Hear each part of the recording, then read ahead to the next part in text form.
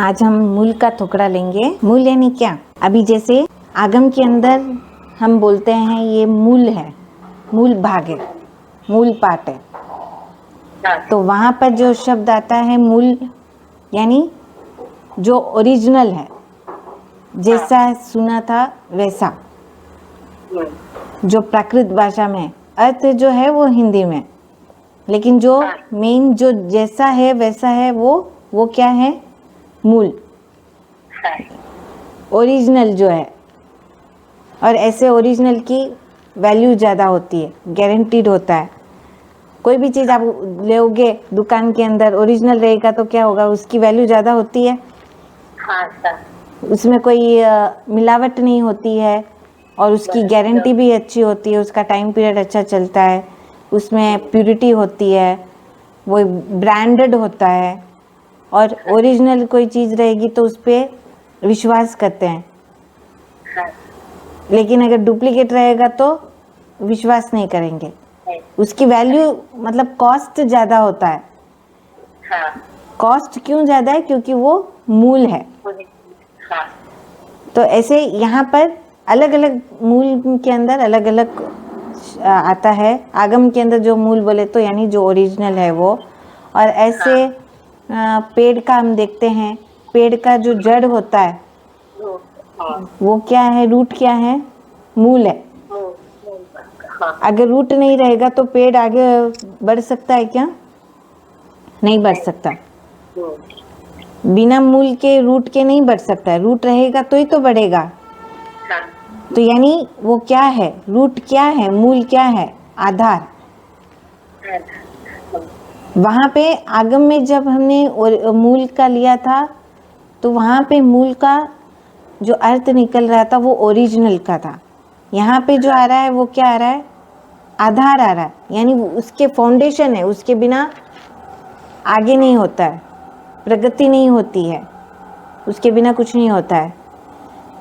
जैसे अभी बिल्डिंग है, बिल्डिंग में भी क्या होती है? नींव। वो जो नींव होती है वो फाउंडेशन है। अगर नींव नहीं है डाली तो बिल्डिंग खड़ी हो सकती है क्या? नहीं हो सकते, नहीं हो सकते। वो उसका मूल है, बिल्डिंग का मूल है, आधार है। तो एक कॉन्टेक्स्ट में ओरिजिनलिटी यानी जैसा है वैसा, तो दूसरे कॉन्टेक्स्ट में आधार भी माना जाता है। अब जैसे भी दूसरा एग्जाम्पल, किसी से लोन लेते हैं या किसी को लोन देते हैं, तो वहाँ पे लोन दिया तो वहाँ ब्याज से संबंध जुड़ता है। और उसके साथ क्या संबंध जुड़ता है? ब्याज रहता है और क्या रहता है? मूल। अमाउंट मूल रहता है ना, मेन तो मूल रहता है। तो कोई ब्याज लेता है, कोई नहीं भी लेता है, लेकिन मूल इम्पोर्टेंट होता है। ब्याज दे या ना दे, लेकिन मूल के लिए तो आशा रहती है। हाँ बराबर। यानी वहां पे क्या हुआ? Important, main. ब्याज इम्पोर्टेंट, ब्याज से भी ज्यादा जो मूल होता है, जो जो मेन दिया था, मेन रकम बोलते हैं। हाँ। तो वहाँ पे क्या हुआ? मूल इम्पोर्टेंट हुआ। ऐसे अलग अलग जगह पे मूल का अलग अलग मीनिंग होता है। मूल यानी प्रायोरिटी भी होता है, कहीं कहीं पर वो आधार होता है किसी का, कहीं पर वो इम्पोर्टेंट होता है, मेन होता है, सब जगह अलग अलग। तो यहाँ पे इस टुकड़े के अंदर जो बताया गया है मूल, मूल यानी यहाँ जो है वो मूल यानी आधार। 7 ऐसे बोल बताए गए हैं, 7 अलग अलग बोल है। हर एक चीज़ का कुछ न कुछ इम्पोर्टेंट होता है, कुछ न कुछ आधार होता है, उसके बिना नहीं होता है वैसे। तो सबसे पहला आता है समस्त गुणों का मूल विनय। गुण यानी क्वालिटी, विनय, विनय का मतलब नम्रता, हम्बलनेस। तो यहाँ पे सबसे पहले क्या बताया? समस्त गुणों का मूल विनय। समस्त गुणों का जो भी गुण है, गुण का मूल क्या है? फाउंडेशन क्या है? विनय। इसका मतलब क्या है? विनय के बिना कुछ नहीं।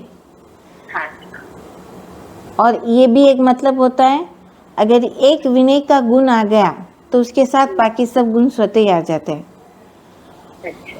विनीत रहेगा तो वो क्या करेगा, सामने वाले की रिस्पेक्ट करेगा, उसको जो सामने वाले की जो भी भावना रहेगी उसका वो ध्यान रखेगा, क्रोधित नहीं होगा, ईगो नहीं आएगा। इसलिए वहाँ पे समस्त गुणों का मूल विनय का है, चाहे वो बड़े हो या छोटे हो। बड़ों के प्रति विनय, रेस्पेक्ट वो तो होता ही है, लेकिन छोटों के प्रति भी विनय कैसा हुआ, यानी जहाँ पे ऑर्डर नहीं, अगर आपके अंदर विनय है तो नम्रता रहेगी, तो आप ऑर्डर नहीं करोगे, रिक्वेस्ट करोगे। कुछ भी काम करना रहेगा, अगर आपके अंदर नम्रता रहेगी तो आप क्या करोगी, सामने वाले, अगर छोटा रहेगा तो रिक्वेस्ट करेंगे, बड़े का तो आदर करते हैं, वो तो विनय हुआ। लेकिन छोटों का विनय यानी नम्रता, यानी क्या, वहाँ पे ऑर्डर नहीं, मतलब रिक्वेस्ट करना। हाँ, कमेंडिंग नहीं होता है, वहाँ पे रिक्वेस्ट होता है। कमेंडिंग जो हो जाता है, ऑर्डर हो जाता है, तुझे ऐसा ही करना होगा, ऐसे ही कर, तू नहीं करेगा तो मैं ऐसा करूँगी, जो भी ऐसा बोलते हैं, तो वहाँ पे क्या हो जाता है, फिर ईगो टकरा जाता है। अगर ईगो रहा, अहंकार रहा, तो विनय नहीं रह सकता। बड़ों के प्रति भी विनय होता है, छोटों के प्रति भी विनय होता है, और ये एक आ गया, अगर नम्रता आ गई तो धीरे धीरे बाकी सारे गुण भी आ जाते हैं। इसलिए इसको समस्त गुणों का मूल विनय का है। सभी गुणों में फर्स्ट प्रायोरिटी जिसकी है वो क्या है, विनय। दूसरा बोल है समस्त रसों का मूल पानी। अभी रस यानी दो चीज होता है, एक तो हमारे भी क्या होता है, 5 इंद्रिय में एक क्या है, रसनेंद्रिय। रसनेंद्रिय क्या करता है, टेस्ट। तो एक तो हुआ टेस्ट, और दूसरा ये भी होता है लिक्विड रस। हम बोलते हैं ना आम रस, यानी क्या हुआ, लिक्विड, जूस टाइप जो भी होता है वो पेय पदार्थ, उसको भी रस बोलते हैं। एक तो टेस्ट भी हुआ और एक पेय पदार्थ भी हुआ। यहाँ जो बताया है समस्त रसों का मूल पानी, यानी सभी रसों में जो भी लिक्विड्स है, जो भी टेस्ट है, उसमें मूल क्या बताया, पानी। वैसे पानी का कोई टेस्ट नहीं होता है, लेकिन फिर भी पानी के बिना कोई रस भी नहीं होता है। कोई भी लिक्विड होगा उसमें पानी होगा, उसके बिना नहीं होता।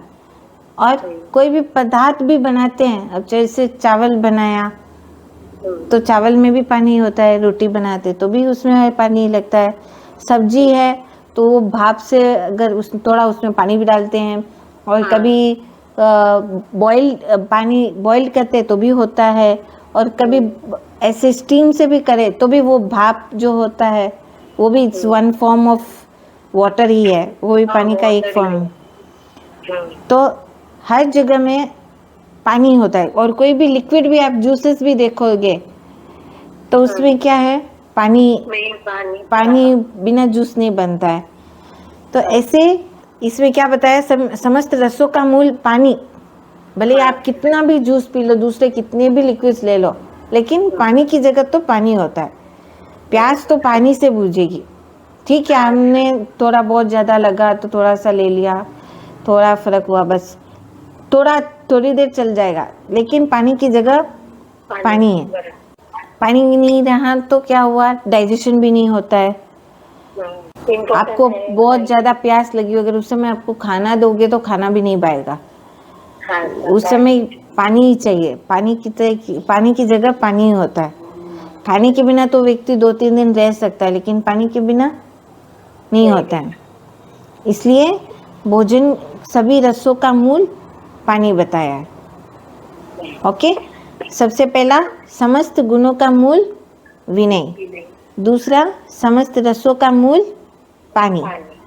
अब आगे आएगा, यहाँ पे ऐसा नहीं है कि सिर्फ एक ही धर्म से ही रिलेटेड हो, ऐसा नहीं, ये ओवरऑल है जीवन जीने की कला के अंदर। हम जो जीवन जी रहे हैं उसमें क्या क्या हमारे साथ सहयोग होता है, कौन कौन सी चीज़ का उपयोग होता है, उनमें से जो इम्पोर्टेंट है वो इम्पोर्टेंट 7 बोल लिए हुए। तो वैसे व्यक्ति भले कितना ही रूपवान हो, लेकिन अगर गुणवान नहीं है तो कोई मतलब नहीं है। सही बात है? अच्छा। बहुत स्मार्ट है, बहुत अट्रैक्टिव है, गोरा है, सब कुछ है, लेकिन अगर उसके अंदर एक भी गुण नहीं है तो उसको कोई पसंद करेगा क्या? नहीं करेगा। फर्स्ट चीज जो देखी जाती है कितने गुण होते हैं वो देखा जाता है। इसलिए सबसे पहला बोल जो आया वो गुणों का आया।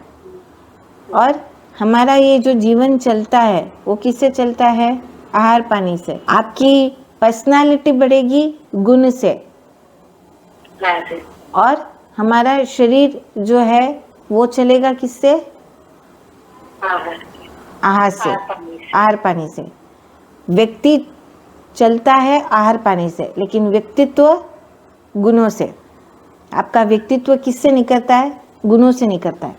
इसलिए सेकेंड बोल में ये बताया समस्त रसों का मूल पानी। और फिर थर्ड आता है समस्त पापों का मूल लोभ। 18 पाप बताए गए हैं।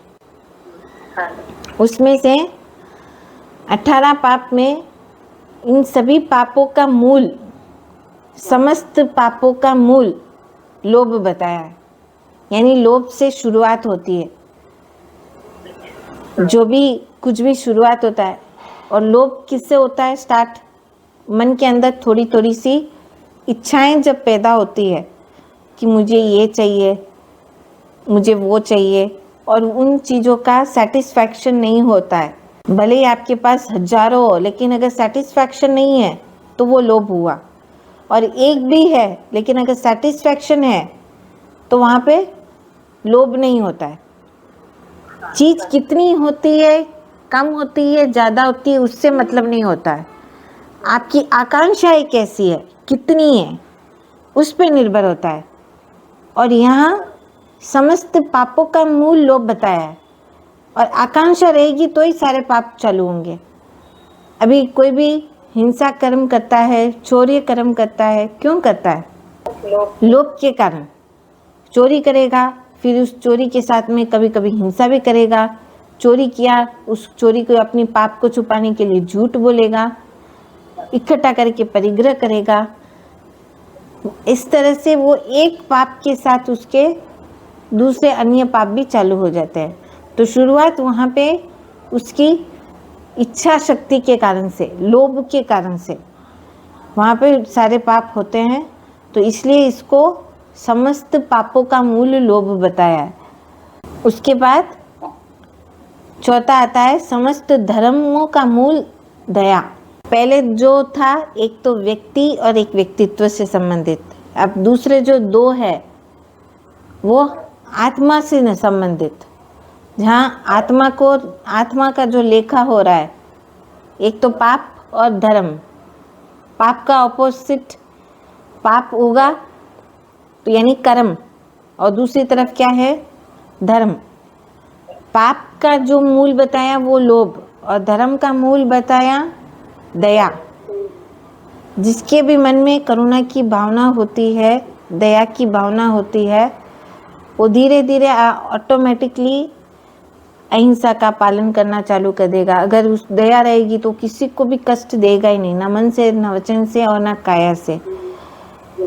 और वो साथ में सत्यवादी भी अपने आप ही हो जाता है, क्योंकि वो किसी को कष्ट दे नहीं सकता।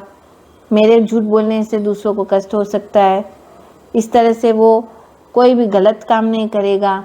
अचौर्य, ब्रह्मचर्य और जो भी सिद्धांत है धीरे धीरे इस दया से शुरू हो जाते हैं। करुणा भाव रहेंगे तो सॉफ्टनेस, जिससे हृदय जो रहता है वो एकदम सॉफ्ट होता है। करुणा भाव रहेगा तो वो सॉफ्ट रहता है, और ऐसा सॉफ्ट व्यक्ति कभी भी पाप नहीं कर सकता।